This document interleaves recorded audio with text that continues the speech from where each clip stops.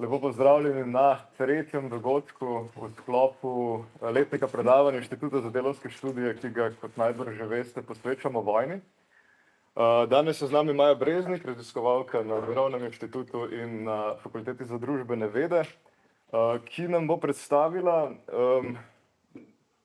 Vojna in delavske pravice. Predavanje se imenuje Vojna in delavske pravice, kjer bo fokus predvsem na Ukrajini.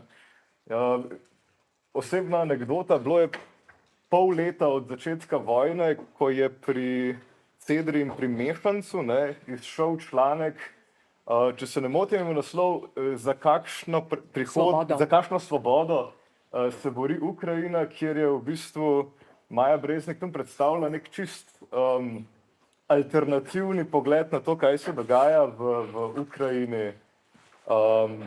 Alternativni v smislu prve pol leta vojne, propaganda je bila seveda na svojem vrhuncu. In v bistvu ta članek in vse, kar je iz tega sledilo, nam bo predstavila danes. Predajam besedo. Najlepša hvala za vabilo. Me je zelo razveselilo, ko sem slišala za ta tematski blok, ker razbija mrk javne razprave o tej problematiki, tako da sem zelo hvaležna, tudi se veselim naslednjih predavanj, ki so napovedana. Kot je bilo napovedano, jaz se bom držala, izhodišče bo ta članek, ki je bil objavljen kmalu po začetku vojne, oktobra 2022, tako pozno, ker je čakal na objavo toliko časa pri časopisih, potem na koncu je šel pri 2 portalih in potem tudi pri Delu. Skratka, v današnjem predavanju bom govorila o spreminjanju delovnopravne zakonodaje v Ukrajini po začetku vojne, pa tudi še prej, ker bi vam rada pokazala, da ukrepi, ki so bili sprejeti v Ukrajini, so veliko presegali ukrepe, ki se zahtevajo v državi v vojnem stanju. In s tem pripravljajo v bistvu teren za prihodnost Ukrajine po osvoboditvi, kot se reče. Ob tem bi rada poudarila, da svoboda se uresničuje skozi materialne pogoje življenja, ki ustvarjajo možnost za dostojno preživetje in samoizpolnjevanje človeka. Če te razsežnosti pojem svobode ne upošteva, potem je brez podlage, tudi ali pa zlasti v vojnem stanju. K temu bi naredila eno opombo, zakaj je delovnopravno varstvo pomembno. In se bom uporabila francoskega pravnika Alaina Soupiota iz njegove knjige Kritika delovnega prava, kjer pravi, da je delovno pravo v resnici socialno pravo in se po svoji naravi popolnoma razlikuje od recimo civilnega ali kazenskega prava, ki je meščansko individualno pravo. Delovno pravo je kolektivno pravo, ker varuje ljudi, ki so podrejeni izkoriščanju. Skratka, določene skupine, družbene skupine, ki je podrejena izkoriščanju. In delovno pravo rešuje protislovje, da delavec prodaja svojo delovno silo, ki je neločljiva od telesa, ki upravlja to delo. Ker pa delavec ne more prodati svojega telesa, ne da bi postal suženj, je tu delovno pravo, ki zavaruje njegovo telo. V smislu, tako kot so se zgodovinsko v resnici dejansko dogajale. Najprej je zavaroval telo delavca z recimo omejitvami delovnega časa, Kapital Marx ima dolga poglavja o tej razsežnosti. Potem je zavaroval ekonomsko varstvo delavca, da ko je brezposeln, dobi nadomestilo za delo, da ko je star, dobi pokojnino ali ko zboli, da ima zdravstveno zavarovanje.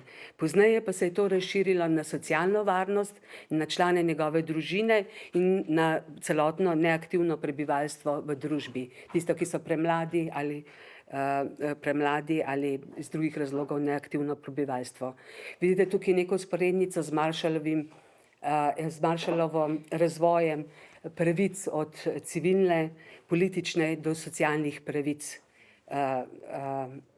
na koncu. Zdaj, če preidem do vojne v Ukrajini, po februarju 2022 je Evropa stopila v mrk javne razprave. Niz predpostavk je bilo, o katerih se ni smelo niti postavljati vprašanj, kaj šele se pogovarjati. Neizvana vojna je ena izmed teh predpostavk, in ki je izvenela tako, kot da se je država nenadoma spomnila, da gremo se igre zemljo krasti, ne. Potem pojem imperializma in med temi navodili strokovnjakov za dezinformacije so bila celo navodila, da se ne smemo spraševati o evropskem kolonializmu. Vemo, da takrat sporedno je bil zelo razburkan čas v Afriki, Burkina Faso, kaj so bile še druge države, ki so izganjale, ki so pač pregnale francoske sile iz svojih držav. Se je veliko govorilo o evropskem kolonializmu, ampak po trditvah dezinformatorjev je bilo to prepovedano, je bilo že hujskaško, prorusko in si bil značen za koristnega idiota, je bil eden od ali pa Westsplaining se je tudi veliko uporabljalo. Potem posredniška vojna pojem je bil eden, o katerem se ni dalo govoriti. Zanimivo je, ne vem, če ste danes brali Delo, Čibe je povzel en članek iz New York Times, ki je bil vsa ta 3 leta najhujši hujskaški časopis na svetu, se mi zdi. In je zbral, New York Times je zbral podatke iz intervjujev z raznimi uslužbenci CIA in ameriške vojske, kjer so govorili, da so bili njihovi oficirji direktno vključeni v spopade. Skratka, ne samo, da so pomagali z orožjem, ampak so tudi dajali navodile ukrajinski vojski za konkretne akcije. In en bloger se je šalil, ja, če bi ukrajinska vojska upoštevala navodila ameriške vojske, bi zmagala, tako pa je tam, kjer je izgubila ozemlje za ozemljem. In NATO je bila tudi ena izmed tem, katerih se ni dalo govoriti. NATO je bil obravnavan samo kot obrambna enote, ne pa, da ima kakšnekoli druge pretenzije. K tej stanju je zelo prispevalo naravna prilagodljivost novinarstva in intelektualcev. Kordon intelektualcev je šlo čez časopise in razširjalo vojno hujskaštvo, pa tudi nadzor nad dezinformacijami. Vsaka taka novica je bila označena za fake news, teorije zarote in je bila podvržena fact-checkingu. Recimo Tomaž Mastnak, ki je bil eden izmed teh. Jaz bi zdaj dala 2 posnetka, 2 primera teh žrtev tega dezinformacij. Prva je Ulrike Guerreau, profesorica na Univerzi v Bonnu, ki je napisala več publicističnih del, najprej zadevi za pandemijo, potem pa za Ukrajino, kjer je trdila, da Evropa mora se uporabiti diplomatska sredstva. Ulrike Guerreau je bila v začetku 2023 obtožena plagiata in odpuščena iz službe. In tukaj posnetek, ki ga bom pokazala, je še pred zadnjo obravnavo, da je sploh prišla do obravnave, trajalo je 1 leto in ona še ne ve, kako se bo izšla. Jaz vam to lahko povem. Sodišče je dalo prav univerzi, da je prav, da je odpustila, in sicer na podlagi nekega manjšega publicističnega dela, za katerega pravi, da je imela da je 3 tednih ga napisala, in obtožba je bila, da je uporabljala odvisni govor namesto direktnega govora. Skratka, je povzemala smiselno, ni pa uporabljala navednic, pa citirala avtorja. Bom spustila zdaj ta posnetek. Perhaps we should start right away with these unspeakable plagiarism accusations. Ms. Jarrow, how are you? What are you being accused of? And where do you stand today? Today is March 18th, the day we are speaking. Ja, also erstmal danke für die Frage, dass ich das hier auch... Yes, first of all, thank you for the question, allowing me to elaborate on this. How am I doing? We are now entering spring, and even in Berlin, the sun is slowly starting to shine again. That's quite nice. I am, let's say, a bit tired of waiting. I was laid off last February. That's over a year ago now.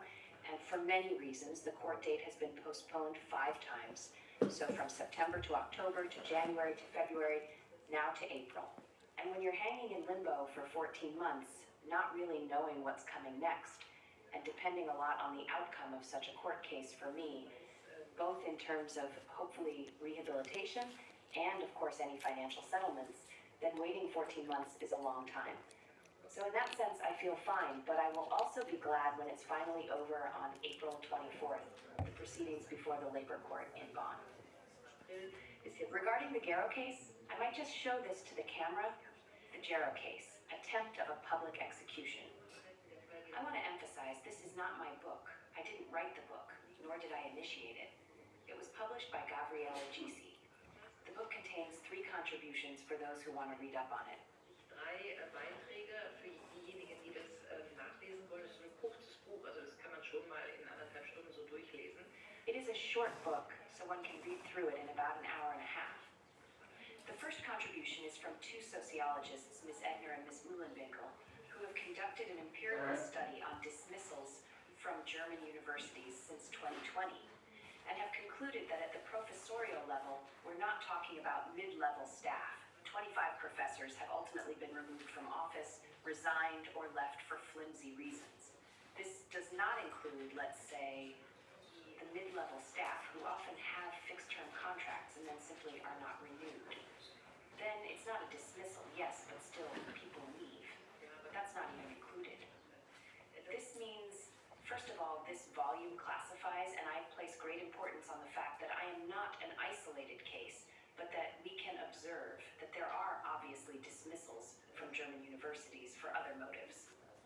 The second article deals with plagiarism. It is not by Christoph Löwen. He analyzes my mistakes, so to speak, quite harshly, comes to the conclusion that they are trivialities, comes to the conclusion that they are, and I apologize for this, sloppiness.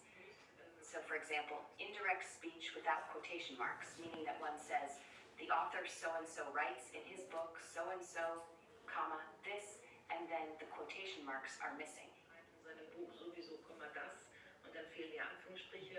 Jetzt kann man darüber streiten, ob indirekte Rede überhaupt Anführungsstriche braucht oder nicht. Now, one can argue whether indirect speech needs quotation marks or not. Anyway, what I want to say, no matter how Mr. Löwe argues or analyzes, these are actually trivialities. I would like to add, the incriminated books in question, I wrote each of them in 3 weeks. That's not a lot of time. There's not that much editing anymore. So I have already publicly apologized for the fact that in these non-scientific books, and that's also important, so they are not scientific qualification works, that there are negligences. But to mention a dimension, if one wanted to express this in percentage terms, so the number of words to the volume of the book, these negligences are in the range of 0.98 to 2%. So in principle, one could consider this within the error tolerance. For comparison, the European Court of Justice, or the European Court of Auditors, has now pointed out that in the awarding of public EU funds, where millions are awarded, there is an error rate of 4.5%, and for that, no Commission official leaves his job. So just to clarify the dimension, and for these really minor issues, of course, I was not confirmed. So that was the pretext. This plagiarism accusation was the, I say pretext, yes, or was the reason for the termination. Ok, tukaj lahko končamo.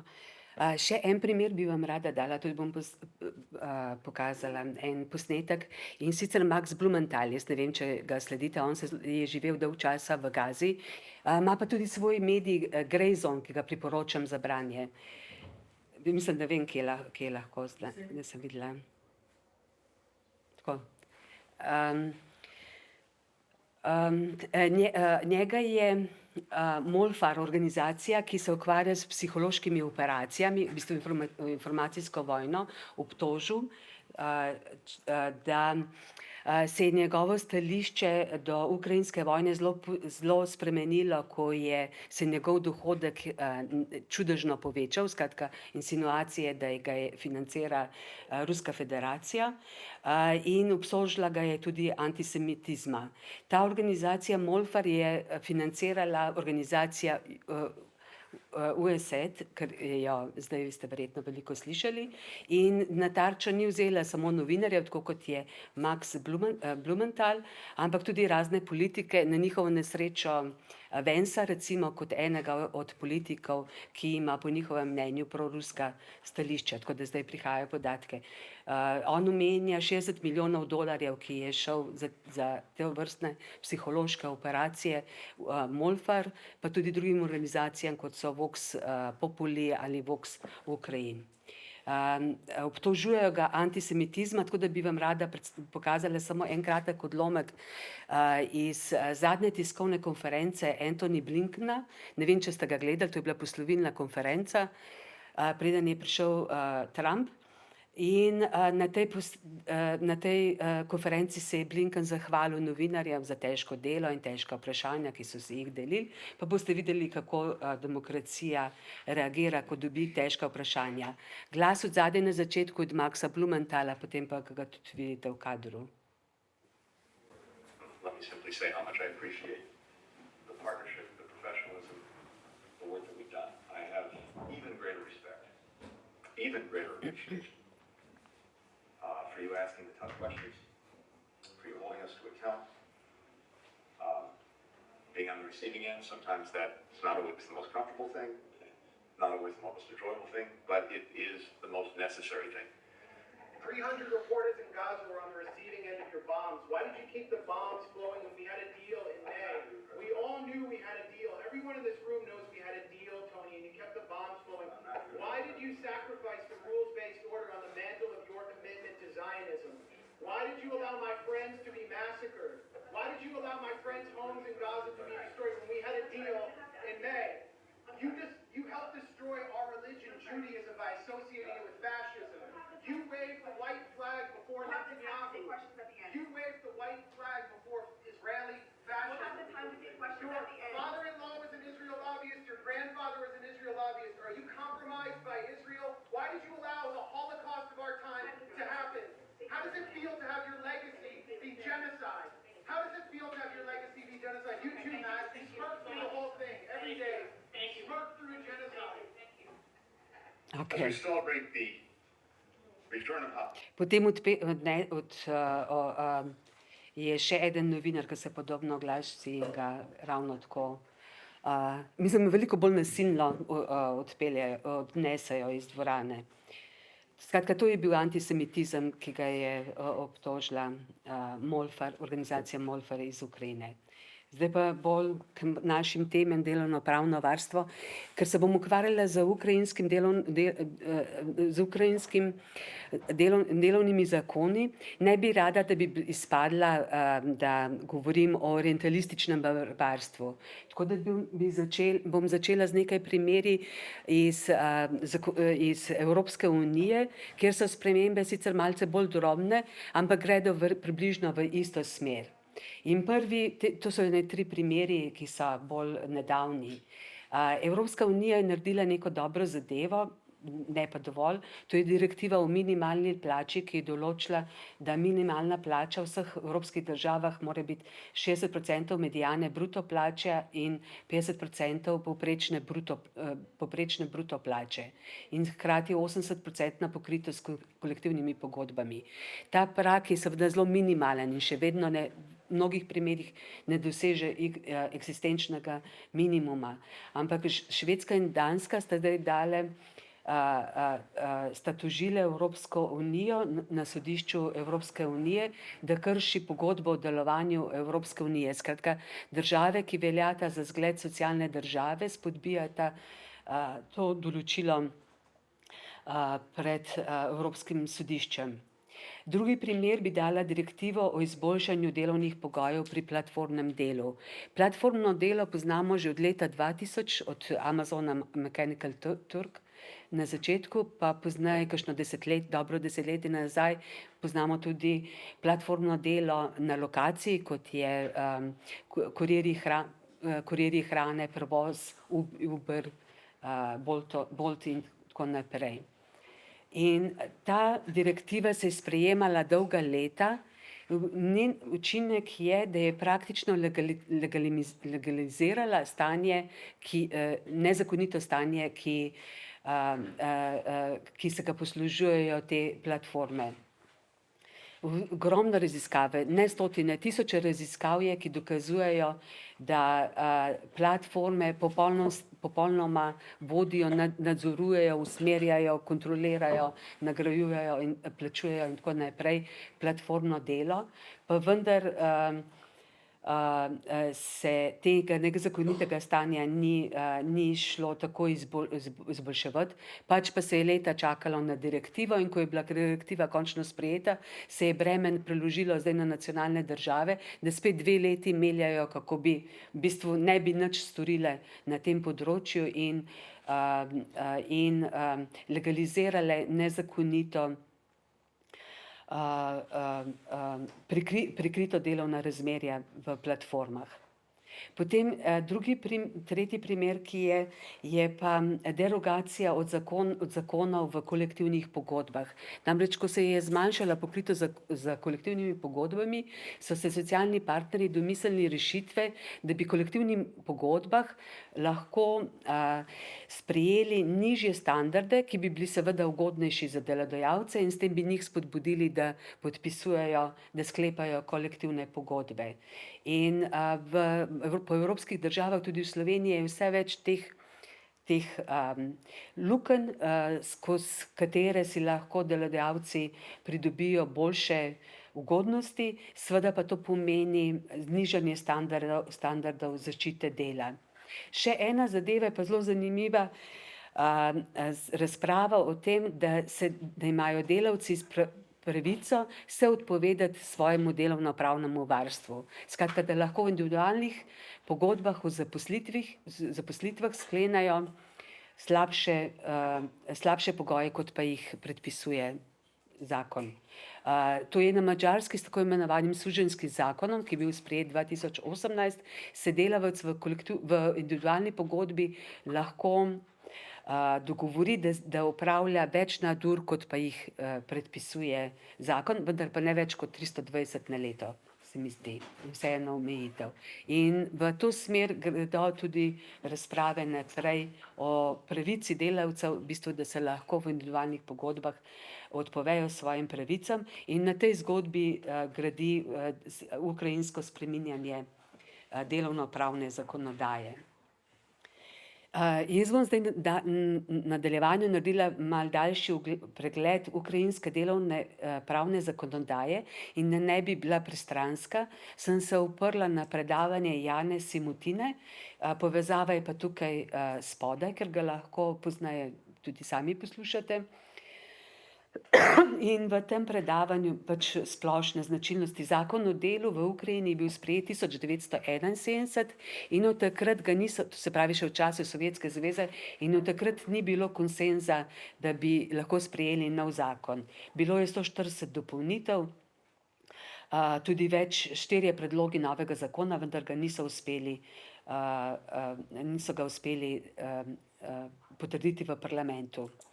Tako kot v drugih državah, zakoni, kolektivne pogodbe in individualne pogodbe urejajo individualne odnose in postavljene so v hierarhičnem redu, skratka, pravni vir nižjega ranga lahko ureja samo boljše pravice, kot pa višjega ranga. Kot vidim, glavni sindikat je Federacija sindikatov Ukrajine, katerega članstvo se je v teh letih zelo zmanjšalo, kar je tipično tudi za ostale evropske države. In pokritost s kolektivnimi pogodbami je sorazmerno velika, skoraj mogoče celo ta podatek, ki mislim, da je večji kot pa za Slovenijo. Ampak predavateljica je povedala, da zasebni sektor ni pokrit in kolektivne pogodbe se redko uveljavljajo in ne vključujejo kočljivih zadev, kot so plače, delovne razmere, enako plačilo za moške in ženske. Tako da, če nima teh določb, potem ne vem, kakšen je smoter teh pogodb. ko je prevzel oblast Zelenski in njegova stranka Sluga narodov, so leta 2019 predstavili načrt za gospodarsko rast, ki je bil zelo ambiciozen načrt in je vključeval tudi fleksibilizacijo dela. To je bila ena izmed teh komponent tega velikega načrta. Predlog zakona o delu pa je bil nič drugega kot, da odpravil tradicionalno delovnopravno varstvo in ga nadomestil s svobodnim urejanjem zaposlitvenega odnosa na osnovi individualnih pogodb med delodajalcem in zaposlenim. Takrat so ta predlog kritizirali mednarodni sindikati, mednarodne organizacije in tudi odbor za evropske integracije pri Vrhovni radi, to je ukrajinski parlament, ker da ni skladen z mednarodnimi in evropskimi predpisi. Potem pritisku se je vlada odpovedala predlogu in sprejela nekaj manjših zakonov. Recimo strokovnjak mednarodne organizacije dela je ta predlog zakona označil za regulacijo a la Ukrajin, skratka za regulacijo, ki nima primere v svetu.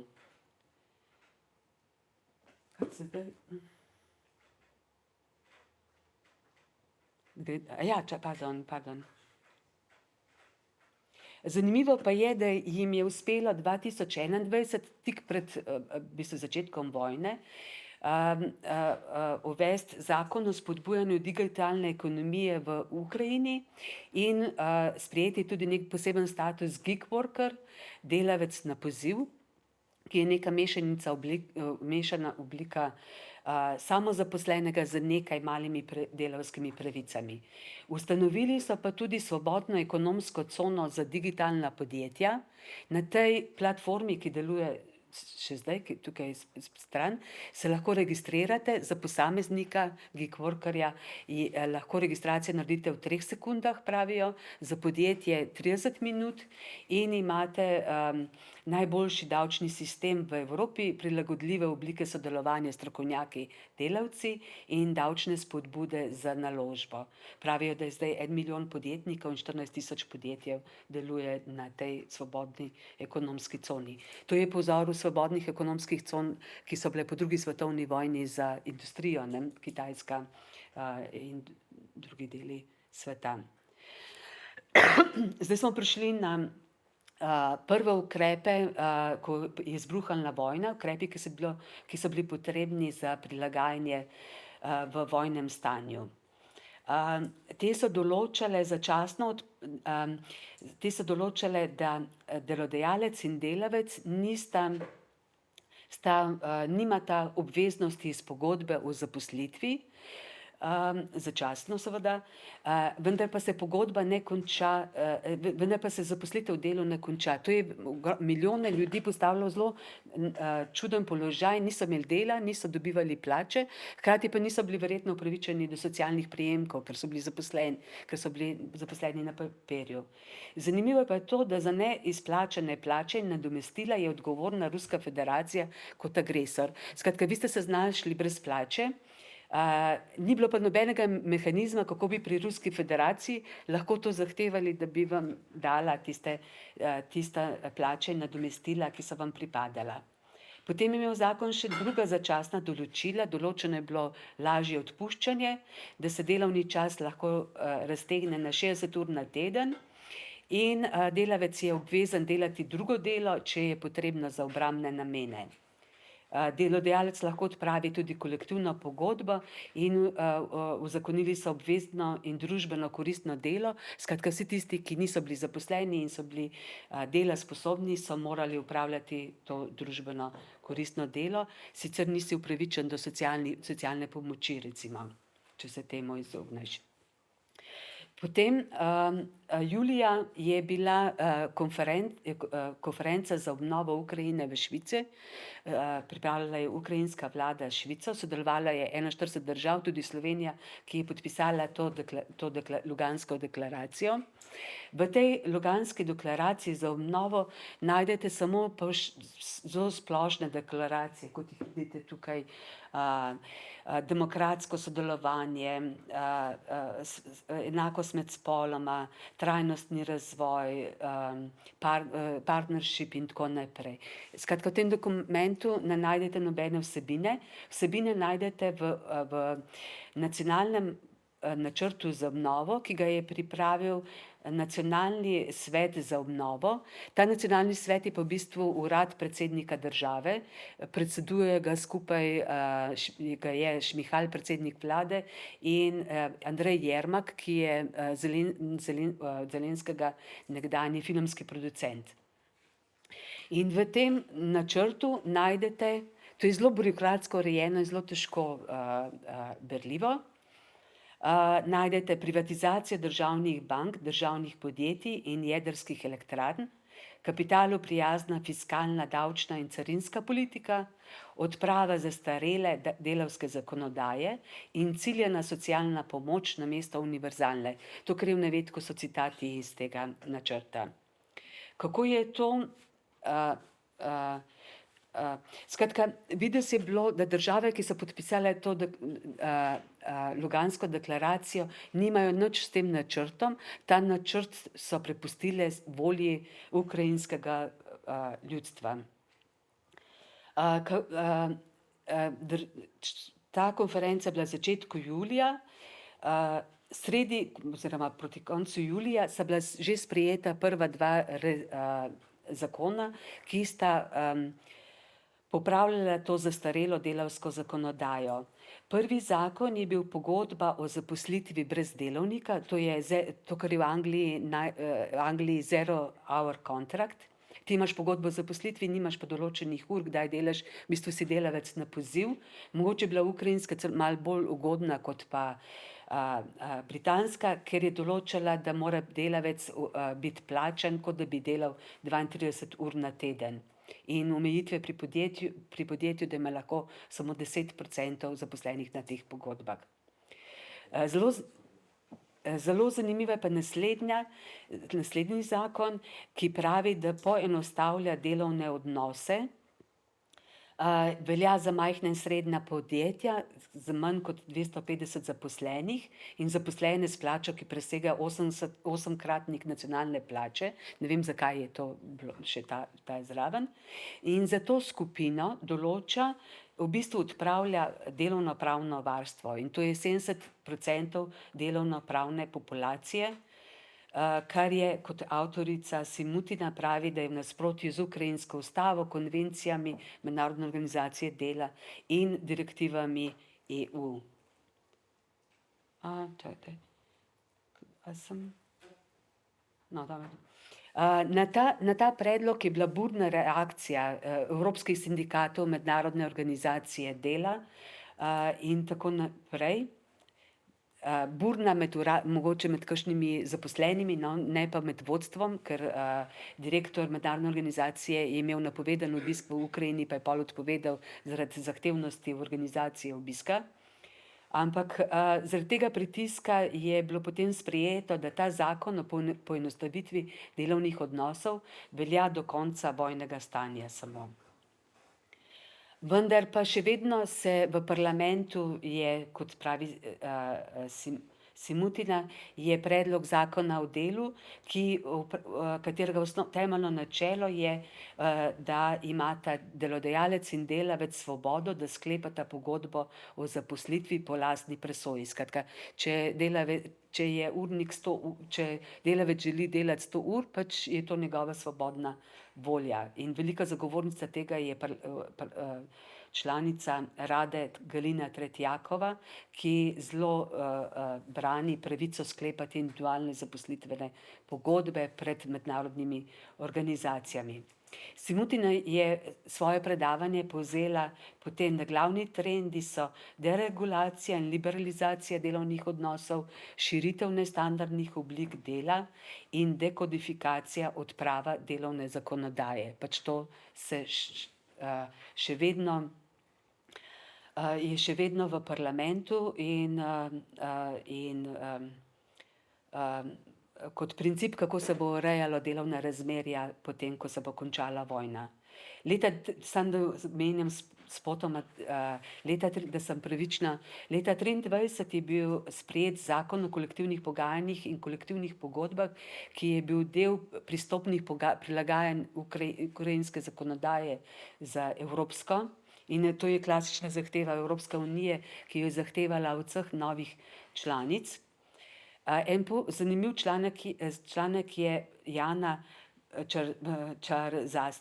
Czarzasty, lansko leto objavljen, kako so se te zahteve odražale na socialni dialog v novih članicah in pove, da praktično niso imela vpliva in tudi niso zmanjšala razlike med novimi in starimi državami članic. In daje za primer Slovenijo kot tista država, ki ima najboljše kazalce, da Slovenija ima čez 80%, dosega 80% produktivnost dela v primerjavi z starimi evropskimi članicami, po plačah je pa 61%. Skratka, v drugih članicah so pa še veliko večje, Bolgarija najnižja, pa Romunija okrog 20% so plače glede na stare članice.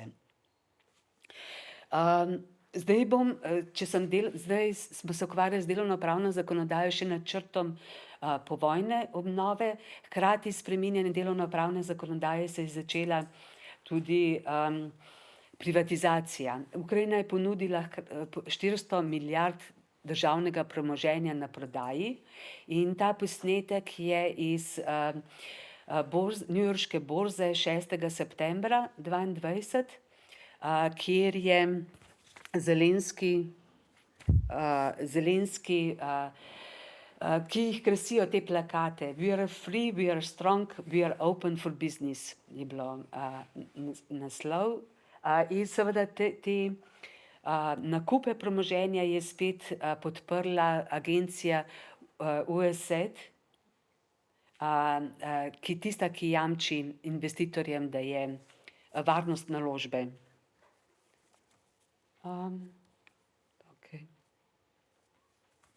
Zdaj iščem, kje sem ostala.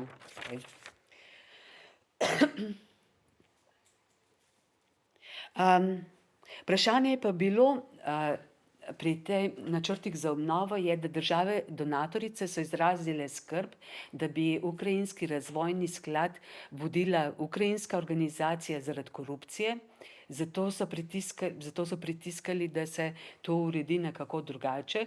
In že septembra 2022 je Zelenski poklical na pogovor direktorja podjetja BlackRock. Ne vem, ali ste slišali za BlackRock?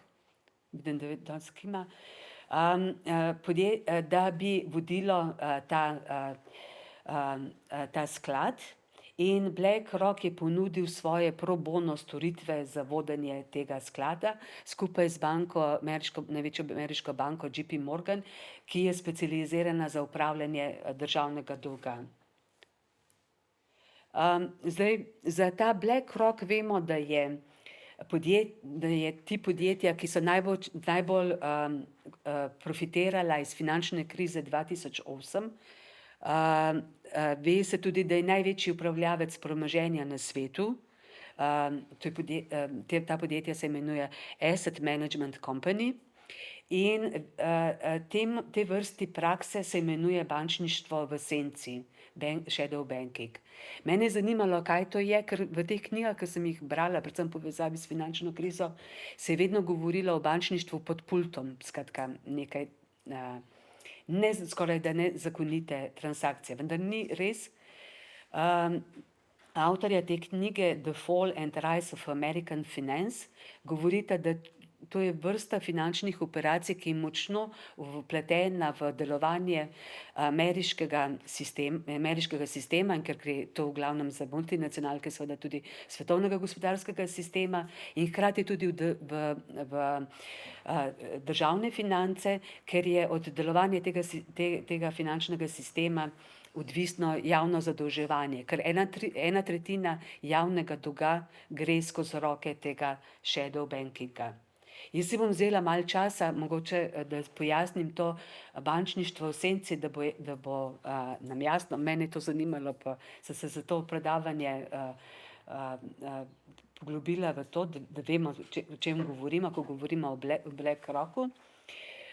In da pojasnim, gremo skozi te razne korake, in za primer bomo vzeli stanovanjska posojila, mortgage v angleščini, ki jih delijo banke svojim strankam v obliki stanovanjskih posojil.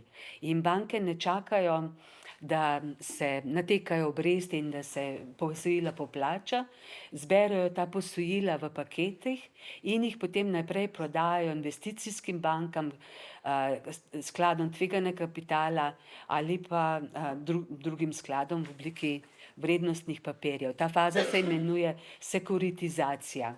Vendar pri tem in te investicijske banke igrajo na dobičku, na razliki med tem, ko so nabavo teh papirjev in poplačilom teh posojil, Vendar s tem se ne konča proces. Te investicijske banke morajo dobiti denar, da kupijo te šope vrednostnih papirjev, ta posojila pa dobijo na kratkoročnih finančnih trgih. To dobijo tako, da zastavijo svoje lastne vrednostne papirje po pogodbah, da bodo ta vrednostne papirje v določenem roku odkupila nazaj skupaj z obrestmi, ki pripada posojilodajalcu.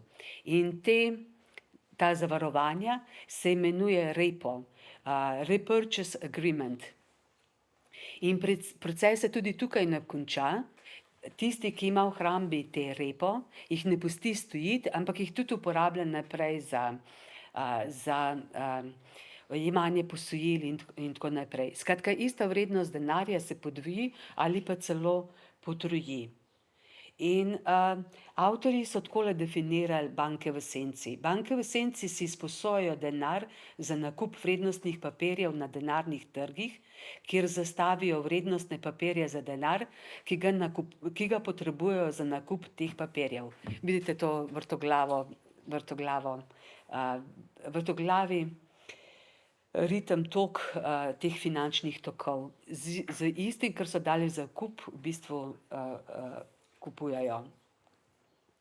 Ampak tudi tukaj se ne konča, potem imamo še trg derivativov, izvedenih finančnih instrumentov, ker vsi ti postopki so tvegani, zato se lahko investitorji, banke, skladi lahko zavarujejo z zamenjavo kreditnega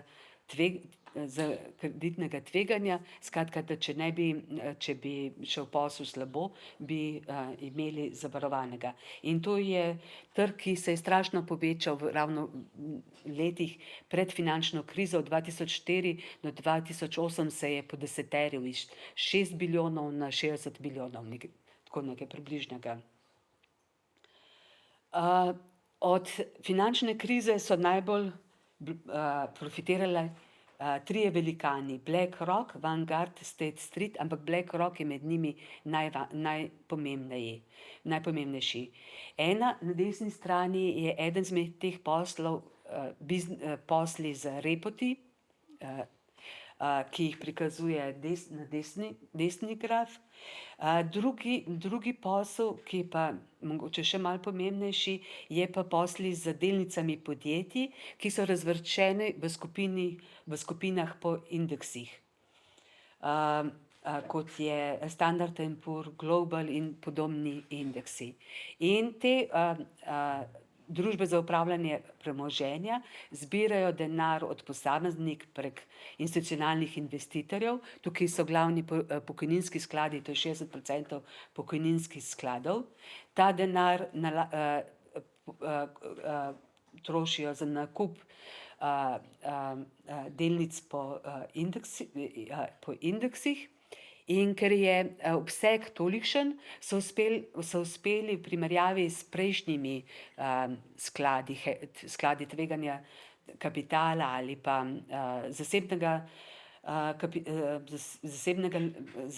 kapitala znižati stroške upravljanja in so s tem zelo povečali profite, ki so za lastnike kapitala. In povzročili to, da se vedno več denarja steka noter. Pri njih nalagajo vlade, estonski pokojninski sklad in etc. Zelo širok nabor strank. In potem imajo še programsko platformo Aladin, to je od BlackRocka, za ocenjevanje tveganj. V času finančne krize je BlackRock za državo ocenjeval tveganja in dajo podatke, katere vrednostne papirje naj država odkupi, da prepreči finančni propad. In potem recimo BlackRock je imel svoje sodelavce v Ministrstvu za finance, Treasury in v centralni banki. To se je končalo še pač ves čas skratka, so bili na vseh pozicijah. Samo kratek pregled premoženja. BlackRock ima 10 bilijonov, Vanguard za primerjavo 8 bilijonov, State Street 4 bilijone, največja ameriška banka ima 3,9 bilijona. BlackRock, vse ti trije, so oblikovali to, kar imenujejo avtorji te knjige Super Puls, ogromne bazene denarnega kapitala, katerega sestavljajo več kot polovica premoženja pokojninski skladi. Naložbe imajo v vseh dejavnostih. Jaz sem bila na neki konferenci in je bilo zanimivo, ker so bili prispevki iz različnih dejavnosti in z različnih delov sveta in vedno je izbruhnil BlackRock na plan, kot pač podjetje, ki je vključeno v te njihove, ki ima neposredno vplive na njihovo življenje. Skratka, naložbe imajo vseh dejavnosti in te tri velikani so največji ali drugi največji lastnik 90% podjetij na borzi v ZDA. Tisti, ki niso na borzi, so vrednostno zelo malo v primerjavi z njimi, tako da je to v bistvu skorajda zanemarljivo. In v indeksu Standard & Poor 500 so največji ali drugi največji lastnik 98% podjetij. Skratka, lahko si predstavljate to masovno centralizacijo in koncentracijo kapitala na eni strani. Zelo pogosto se uporablja v zvezi s temi podjetji izraz pasivni investitorji, ker investirajo v skupini podjetij po indeksih, ne v posamezno podjetje.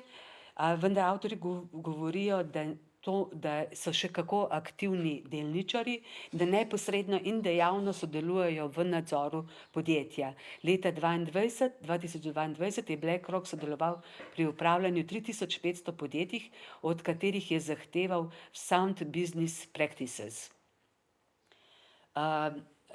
In avtorji pravijo, da je to najbolj mobilna in najbolj kompetitivna oblika kapitala in s tem polemizirajo proti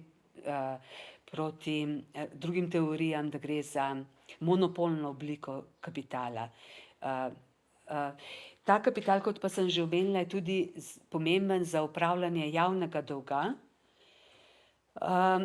v državi, kjer je javni dolg države postal odvisen ne od obdavčevanja, od davkov, temveč od zadolževanja pri zasebnikov, ki se jim država odkupi tako, da znižuje njihove davke. Kot sem rekla, 1/3 dolga je centralna banka kupila prek kratkoročnih finančnih trgov, ki je v rokah shadow bančništva v senci. Sam še zadnja slika o njih iz te knjige, ki prikazuje ta črna, prvi stolpec v črni prikazuje, kjer so te trije velikani večinski delež v podjetjih po njihovi vrednosti in vidite, da 70%, da imajo v rokah 70% podjetij, če upoštevamo njihovo vrednost, ali tretjino po posameznem številu. Pomembna je ta vrednost. Ostali del do skoraj 90% pa so drugi največji lastnik podjetij. Zdaj, ko je prevzel BlackRock Ukrajinski razvojni sklad in skupaj v sodelovanju z JP Morgan, je na drugi konferenci o obnovi Ukrajine v Londonu predstavil, kako je zastavljena obnova Ukrajine. Obnova Ukrajine je v javno-zasebnem partnerstvu. To pa pomeni, da 90% sredstev prihaja iz javnega financiranja, ki bo zibelka prizadevanj za obnovo. Seveda državam donatorkam ne pride na misel, da bi dajale ta sredstva iz svojega žepa, temveč razmišljajo o tem, kako bi uporabljali za to zamrznjena ruska sredstva, denarne rezerve Ruske centralne banke in ruskih državljanov, ki so hranjeni v ZDA, Evropi in Kanadi, drugih državah, predvsem največ tega denarja pa je v Evropski uniji. Skratka, po njihovi ideji bo javni kapital absorbiral prve izgube, vendar pa osrednjo vlogo v obnovi bo imel zasebni sektor. Ta načrt obnove ustreza nečemu, kar je Daniela Gabor imenovala Wall Street konsenzus, in ki naj bi zamenjal Washington konsenzus. V tem Wall Street konsenzus je naloga države, da prevzame tveganja in garantira zasebnim investitorjem njihove dohodke na najrazličnejše načine, za ureditev svojih finančnih trgov, da ne bo prišlo do nacionalizacije podjetij, da plače ne bodo rastle in tako naprej in tako naprej.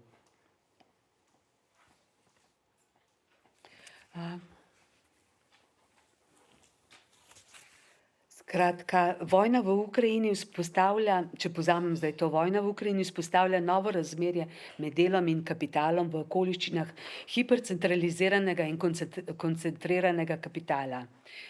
Na eni strani razlaščuje delavce delovnopravnega varstva, na drugi strani preoblikuje državo iz države blaginje ali socialne države v državo kapitala ali de-risking state,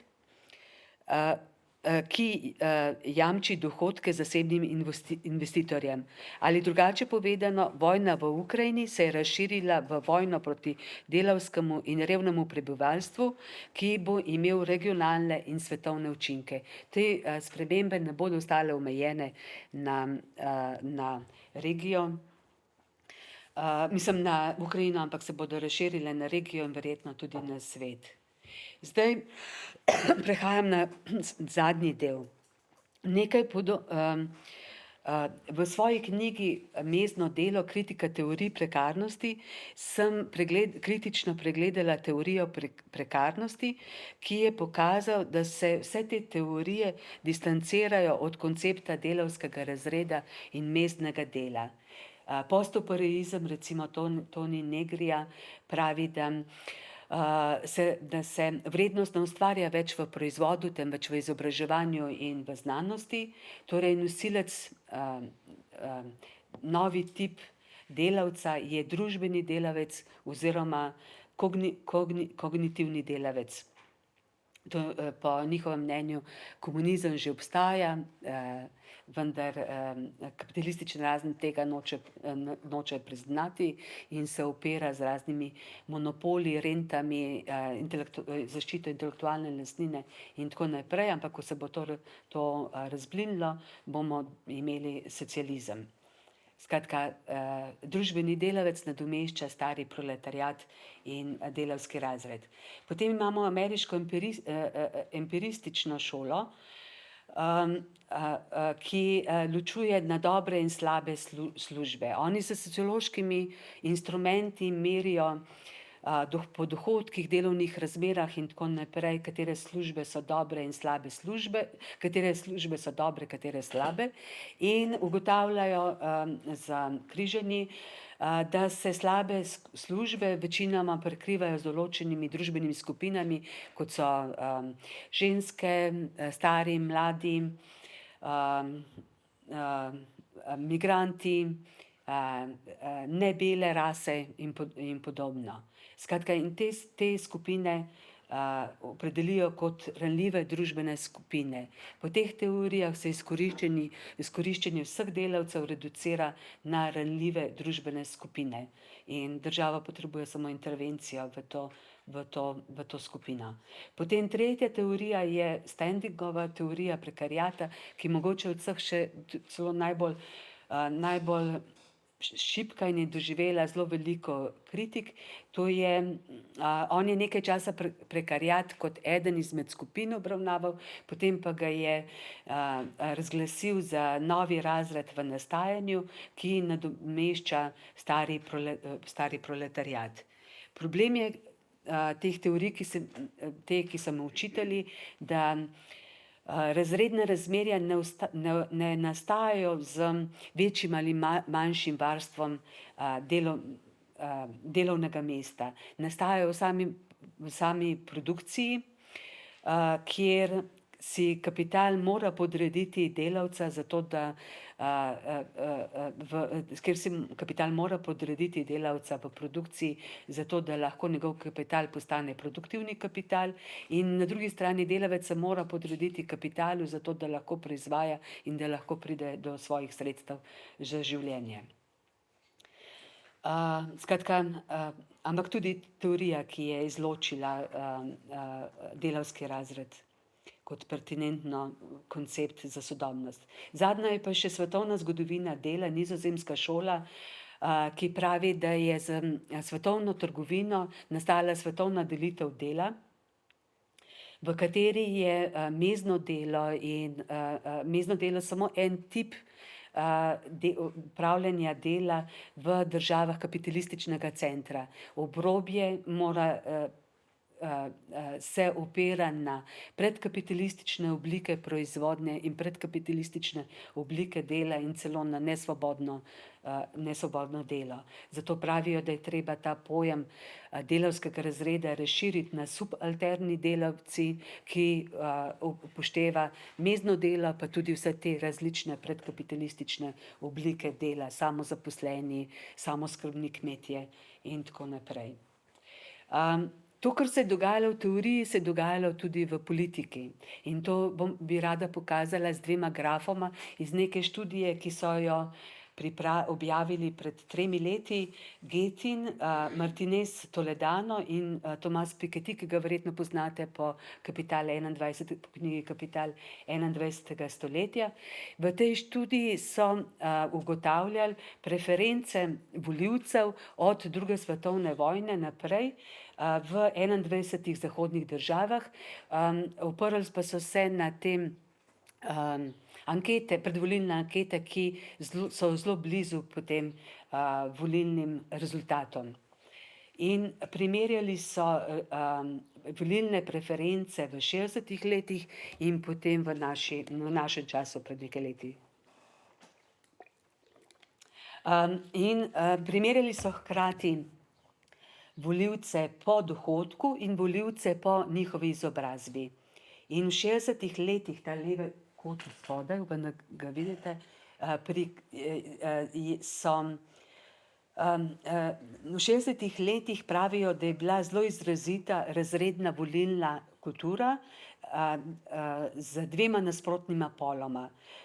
Na levi spodaj so bili volivci levih strank, socialdemokratičnih, socialističnih in komunističnih strank v teh državah, ki so imeli nizko izobrazbo. Spodnja je meri izobrazbo, navpična vodi dohodek. Skratka, oni so bili nizko po lestvici izobrazbe in nizko po lestvici dohodka in pravijo, to je pač delavski razred, ki je volil leve stranke. Na drugi strani, na desni, imate volivce z visoko izobrazbo in z visokimi dohodki, ki volijo konzervativne, krščanske demokrate, liberale in liberalce. Skratka, razredna volilna kultura.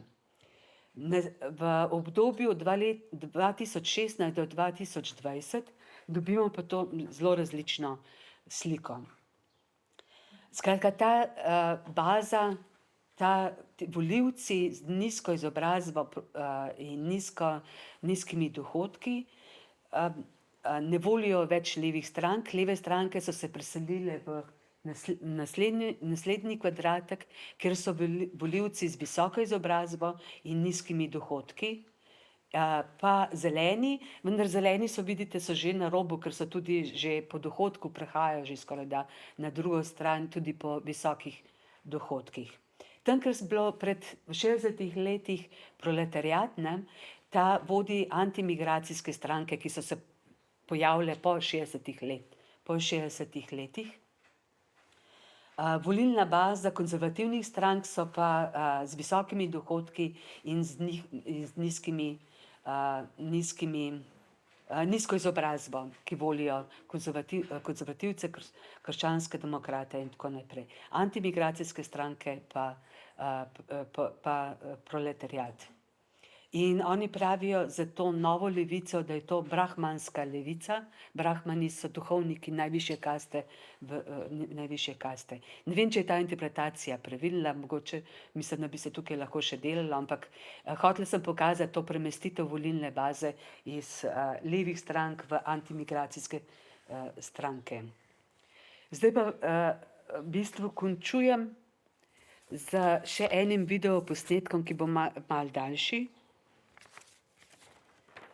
In to je za posveta oziroma srečanja American Dynamism Summit, ki je bil pred 10 dnevi v Washingtonu in vlada je povabila na to srečanje high-tech korporacije, zelo veliko tudi iz obrambnega področja. In po navodilih je bilo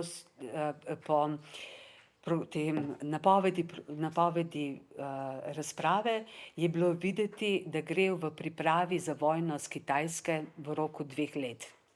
Skratka, ukrepitev obrambnih sposobnosti, zlasti inovacij, kot reče Vance vnaprej, ki prihranijo življenja vojakov na bojišču.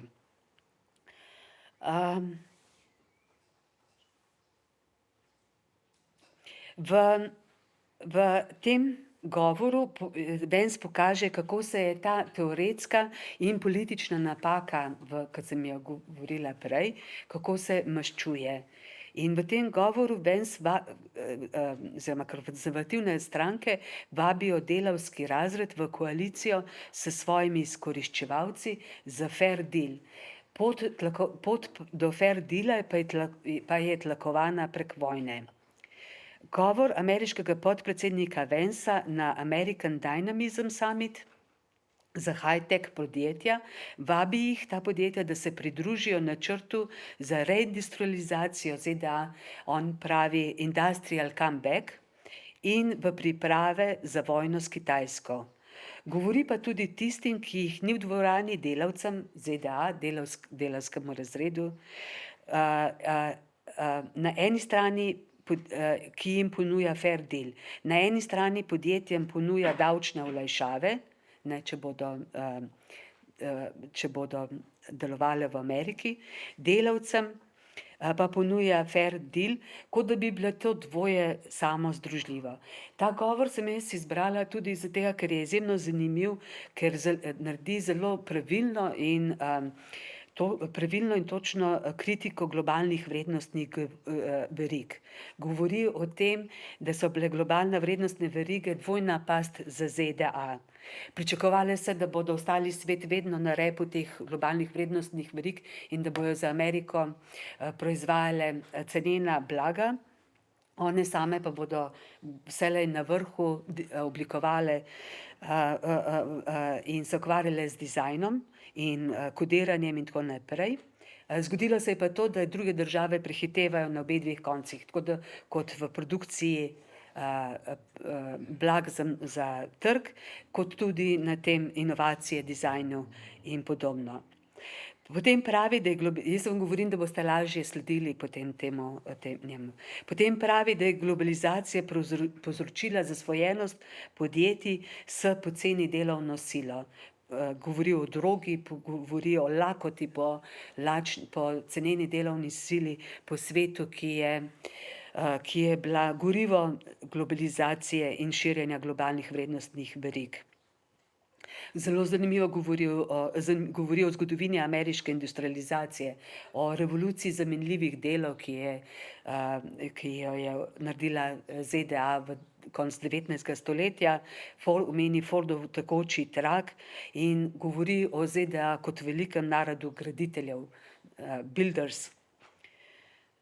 In na koncu pove, da skozi inovacije se povečajo mezde, varnost in zmanjšajo žrtve na bojišču. Skratka, poveča koalicijo delavcev in kapitala za višje mezde, varnost in žrtve na bojišču.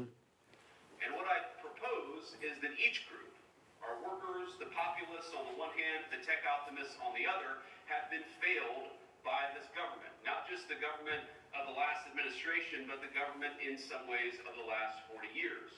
Because there were two conceits that our leadership class had when it came to globalization. The first is assuming that we can separate the making of things from the design of things. The idea of globalization was that rich countries would move further up the value chain while the poor countries made the simpler things. You would open an iPhone box and it would say designed in Cupertino, California. Now the implication, of course, is that it would be manufactured in Shenzhen or somewhere else. And yeah, some people might lose their jobs in manufacturing, but they could learn to design, or to use a very popular phrase, learn to code. But I think we got it wrong. It turns out that the geographies that do the manufacturing get awfully good at the designing of things. There are network effects, as you all well understand. The firms that design products work with firms that manufacture. They share intellectual property, they share best practices, and they even sometimes share critical employees.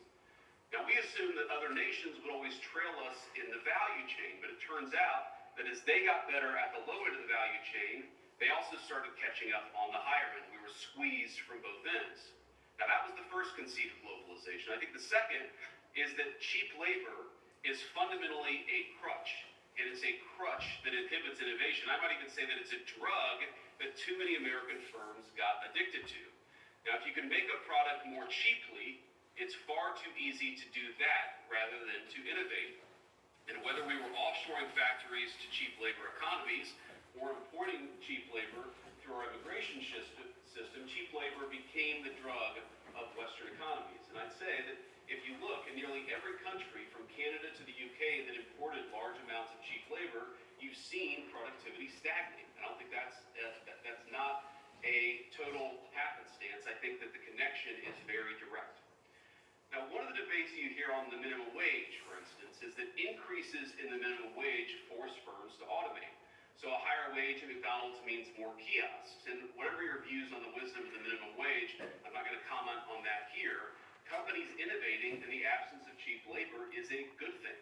I think most of you are not worried about getting cheaper and cheaper labor. You're worried about innovating, about building new things, about the old formulation of technology is doing more with less. You guys are all trying to do more with less every single day. And so I'd ask my friends, both on the tech optimist side and on the populist side, not to see the failure of the logic of globalization as a failure of innovation. Indeed, I'd say that globalization's hunger for cheap labor is a problem precisely because it's been bad for innovation. Both our working people, our populace, and our innovators gathered here today have the same enemy. And the solution, I believe, is American innovation. Because in the long run, it's technology that increases the value of labor. Innovations like the American system and the interchangeable parts revolution it sparked, or Ford's moving assembly line that skyrocketed the productivity of our workers. That's how American industry became the envy of the world. And that's what I really want to talk about today, why innovation is key to winning the worldwide manufacturing competition, to giving our workers a fair deal, and to reclaiming our heritage via America's great industrial comeback. And I believe that's what we're on the cusp of, a great American industrial comeback. Because innovation is what increases wages. It's what protects our homelands, and I know we have a lot of defense technology companies here. It's what saves troops' lives on the battlefield. And I know everyone here today largely agrees. It's why we have some of the greatest inventors and thinkers in energy, precision machining, countless critical high-value industries just in this room. And I think the other thing that unites all of you is that you're builders. And I use that word deliberately. I was very moved by Mark's manifesto from a few years ago about America. We are a nation of builders. We make things. We create things. Each of you came to this summit not because you developed some flash-in-the-pan application, but because you're building something very real. You're raising new factories, you're turning profits back into R&D, and you're creating new, good-paying jobs for your fellow Americans. And this is why I'm such huge fans of yours, of Ben's and Mark's, and of the entire endeavor. Now, we recognize now in our administration is the time to align our work interests with those of all of you. It's time to align the interests of our technology firms with the interests of the United States of America writ large. Okay. Tole. Skratka, na koncu govorijo o tej veliki koaliciji firm in delavskega razreda. In s tem govorom bi končala svoje predavanje. Hvala vam za potrpežljivost.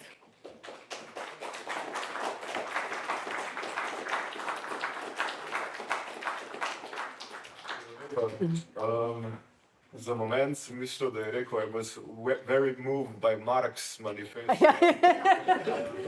Ampak nek drug Mark. Vprašanja. Če ne lahko začnem jaz.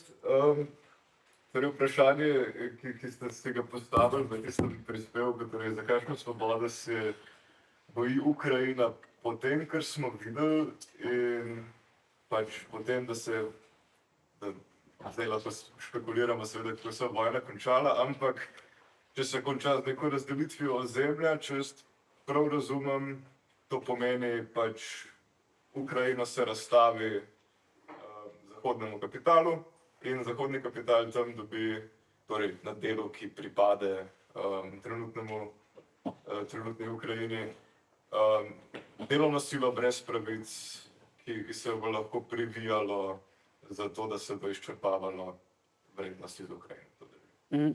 In torej, kaj tukaj sploh še ostane? V smislu,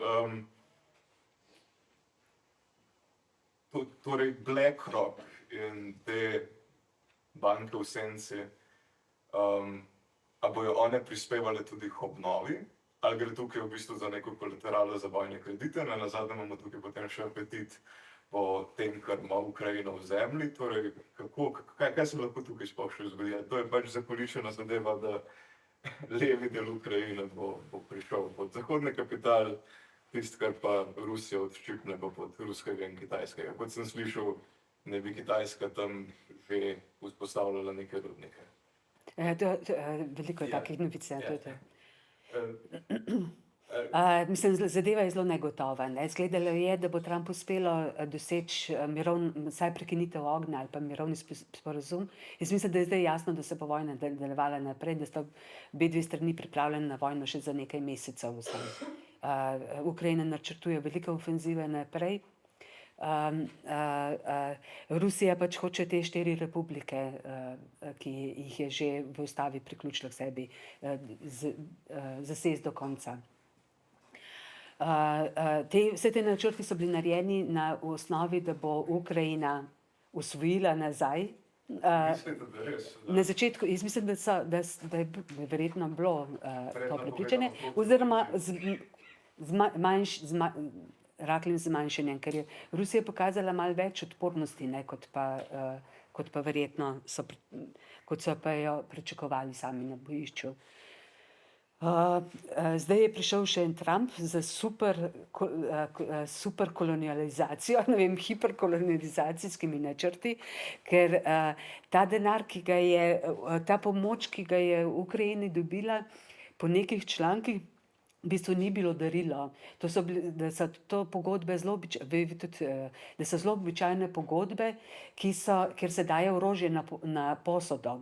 In če se tega ne vrne, ker je pa zelo velika verjetnost v vojni, da se ne more vrniti, potem je treba to odplačati, tako da ni šlo po vsej verjetnosti posojila. In tudi Evropska unija je manjši del dajala kot pomoč, večji del je vezano v bistvu na dolg, za zadolževanjem prebivalstva, ali pa bodisi na te dohodke iz ruskih rezerv v ZDA, v Evropi, na tej osnovi. Skratka, so zavarovanja že. Tako da poleg tega, kar ste vi omenili, bodo morali plačati še ta dolg, ki presega nekajkratni BDP Ukrajine zdaj, že samo izhodišče. V tem času se dogaja privatizacija 400 milijard. Jaz nisem tega natančno spremljala, Marko Kržan mi je vsake toliko časa pošiljal iz Kronbere rusko, glej, še eno pristanišče prodano, glej, še ena tovarna je šla. Ampak nisem tega sistematično zbirala, niti on ni to, na kar je naletel. In urejanje delovnopravnega zakonodaje gre v to smer. Ampak ne samo v Ukrajini, tudi v Evropi, mislim, da s tistimi nekaj kazalci, da se pokaže, da gre v tej smeri. Zdaj sem morala delati eno hitro raziskavo v turističnem sektorju, primerjava večjih evropskih držav s Slovenijo, in nisem bila zaprepaščena, mislim, kaj je v turističnem sektorju. Tam so te prekarne oblike, kot je bila zero hour contract, že večinoma, večji del delovne sile v teh sektorjih dela po teh pogodbah. In to, mislim, ni, če pa ni dovolj take, se pa uvaža delavce. Nemčija zdaj je sklenila z Kenijo sporazum o sezonskih delavcih in Kenija ima velike načrte, da bo 1 milijon delavcev tako pošiljala v Evropo. Ja, za specializirane očitno za sezonsko delo. Skratka, če pa dobimo še pametne konzervativce, ne populiste, kot je bil tale Vance, kot smo lahko poslušali, je pa zadeva, ki zna kako bi rekla, apelirati na delavski razred, ga povezati z njihovimi izkoriščevalci v skupnih prizadevanjih proti skupnemu sovražniku, ki je določena Kitajska, ne, potem je vojna, so vse odprta vojna. Prav razumem, da na koncu tega govora omeni Tajvan kot... Ja, kot če bo Kitajska zasedla Tajvan, bodo prekinjene globalne verige, ker se tam proizvajajo polprevodniki, ne.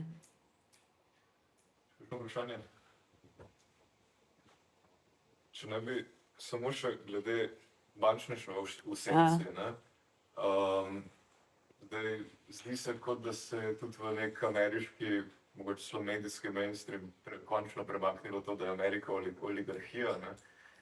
Zdaj je na zadnjem razglasu Biden v svojem zadnjem govoru in ko so deli direktorji tehnoloških gigantov bili na Trumpovi inauguraciji, tam v prvi vrsti se je pač zelo razpasalo, ampak da BlackRock in ostali niso prišli čez noč zraven, ne. Zdaj, omenili ste to knjigo od lani, ki je pri Versotu izšla, me zanima, če grejo avtorji kaj v odnos torej teh upravljavcev, teh veleskladov, ki, kot pravite, kupujejo tudi velike količine ameriškega dolga. Kakšen je odnos med njimi in političnim razredom? Ali se spustijo v to analizo? Ja, mislim, jaz nisem mogla cele knjige brati, ker se je mudil se sam ta del o neoliberalni in zdaj sodobni fazi. Trumpovi te ljudje so mogoče samo bolj drastični, pa še desnico dvigujejo v zrak, ne, v svojih govorih, pa še bolj osorni so pa tako naprej. Ampak oni govorijo, da v prejšnji dobi neoliberalizma, ko so imele pred finančno krizo, ko so imele banke, je imela JP Morgan svoje ljudi v teh inštitucijah, kot je Treasury pa centralna banka. Po finančni so BlackRock, ja. Zdaj so pa pač Trumpovi možje verjetno to prevzeli. BlackRock je pa moral plačati odpustek, kot veste, z panamskim prekopom. Moral od Hongkonga kupiti pristanišča, da je naredil panamski prekop spet ameriškim. BlackRock, ja. Od Hongkonga. Ja. Niste vedeli? Vedel sem, da je pač To je bilo pred en mesec, 14 dnevi, en mesec je, ker je Trump ves čas govoril, da je na varnosti panamski prekop, ki ga hočejo prevzeti Kitajci. Bil je v lasti nekega hongkonškega podjetja in pred kakšnim mesecem mislim, da je BlackRock kupil tega podjetja 2 pristanišča v panamski prekop in s tem pač zaščitil ameriške interese v tem prekopu. In kot vi veste, Trump več ne omenja panamskega prekopa, samo še Grenlandijo, Kanado in tako naprej. Jaz se spomnim, da je cela zadeva trajala 3 dni, da je najprej nek panamski, mislim, da so predsednik rekel, da je panamski prekop njihova stvar, potem je pa en obisk ameriške delegacije pozneje po 3 dneh rekel, da opuščajo panamski prekop kot del iniciative Pas in cesta od Kitajske. Nisem pa ki je ta posel naredil. Verjetno je malo dražji. Prosim. Par dni nazaj so Kitajska rekla, da pač ne morejo, da pač so blokirali to nakup. Blokirali nakup? A Kitajska, da je blokirala? Zdaj pa kako je pa ne mislim. Aha, okej, to je... Meni osebno je bila neverjetna novica izpred parih dni, da so se zgodovinske sovražnice Koreja, Japonska in Kitajska poenotile, da bojo se skupaj odzvale na morebitne ameriške carine. Je zanimivo poslavje v odnosu. Še kaj? Nimam zelo natančno definiranega vprašanja. Edino, kar mi je mogoče nekoliko manjkalo pri prezentaciji, je vloga Evropske unije v pač trenutni konstelaciji v Ukrajini. Tako da bi me mogoče zanimalo pač vaše stališče glede tega, pač v kakšni poziciji zdaj je trenutno Evropska unija, a so pač načrti za integracijo Ukrajine v EU, recimo v naslednjih 10 letih, realistični oziroma pač kako bo visoko evropsko predstavništvo reagiralo na potencialni pač konec vojne? Kar se tiče delovno-pravne zakonodaje, ko so protestirali mednarodna organizacija dela, pa sindikati in tako naprej, se je pritiskalo tudi na Evropsko komisijo, da naj prepreči državi, ki je v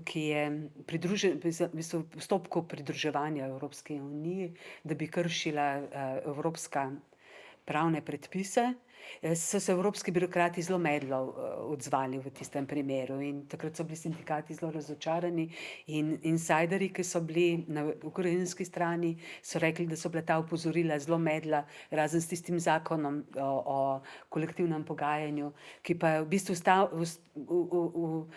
postavi neko lupino, ki pa nima nobene vsebine in zelo malo družbene teže same, kot se je pokazalo na Madžarskem, Poljskem, predvsem Madžarska, Poljska se je to pokazalo. Kar se tiče vojne, pač vztraja naprej, da Ukrajina bo članica Evropske unije in vztraja pri vojni, ker ona je tudi nekako spodnesla mirovna pogajanja zdaj, ker ni privolila v umik sankcij za tisto, kar so Rusi zahtevali za izvoz hrane, ker so zahtevali, da po Črnem morju lahko izvažajo tudi oni hrano pa gnojila. To je spodnesla Evropska unija, ki je rekla, ker ni pustila, da bo sankcij. Stalo je pa še tako negotovo, da se ne bi upala govoriti. Ja, mogoče šlo vprašanje tako, mogoče smer, da po neki logiki mednarodnih odnosov trenutno je Evropska unija v protislavni poziciji, ker se ZDA že pod Bidenom nekako izvaja stvari za severni tok, podobno, ne. Ki gre v bistvu neposredno škodo Uniji, ne. Mogoče me z tega vidika zanima. Ampak Nemčija, mislim, da je celo, ne vem, ali so razpravljali o zakonu, da se ne sme severni tok uporabljati. Skratka, sami so hoteli preprečiti, da bi bilo to možno. Motim je bil to Andrzej Duda. A poljski predsednik? Poljski je rekel, da hoče na ravni Evropske unije sprejeti legislacijo, da tudi če se odnosi z Rusijo izboljšajo, se severni tok 2 nikoli ne izvede v tej obliki. V tem primeru mislim, da je šlo za to, da je severni tok 2, ko je bil v bistvu že popolnoma pripravljen, da se zavlekli dovoljenjem. Ker, če se ne motim, mislim, da se z glave spomnim, da je to Nemčija rekla, da v bistvu ne bodo aktivirali severni tok 2, kako je torej začelo uporabljati. Čeprav očitno, če so ga pač so ga prerezali ali bombo ali kaj je bilo, pač plin je puščal, ker meni zadeva je bila napolnjena, ampak očitno ni bila v uporabi, se glede na tiste informacije, ki sem... Si bila v preizkusni dobi, preden se je začela vojna, ne? Potem, ko je izbruhala vojna, so pa rekli, da ne bodo uporabljali. Potem so pa Američani za vsak slučaj ga dokrajčili, da ne bi slučajno se ga uporabljali. To se ne motim, v tistem primeru tako, da je, mislim, da ima severni tok 1 in severni tok 2 ima to vsak po 2 cevi in pač počeli so 3 cevi, torej od 4. Mislim, da je ostal še ena cev od severni tok 1. Okay. Mogoče za konec, če ni več vprašanj. Čist, vem, da je izberi svoj strup, ampak iz praktičnega vidika, ali iz vidika delovske zakonodaje v Ukrajini je zdaj pač zrušena na praktično minimum sklepanja pogodb, pa ne bojo te takšne, kot so. A bi bilo bolje, da bi se Ukrajina dejansko vključila v Evropsko unijo iz vidika izključno delovske zakonodaje, v smislu, da bi evropska zakonodaja mogoče vendarle predstavljala tukaj nek minimalni korektiv temu divjemu zahodu, ki sledi v Ukrajini, če obvelja ta delovska zakonodaja? Tu lahko Jernej mogoče več pove, ker ima več izkušenj s tem, ali ima pozitivni vpliv. Mislim, po mojih izkušnjah je bolj, da se bo evropska zakonodaja potem prilagajala Ukrajini, kot pa v nasprotnem redu. Da nam bo zgled. Ja. V redu. Če nimamo nič več, hvala, ki ste prišli. Hvala, Maja. Hvala vam.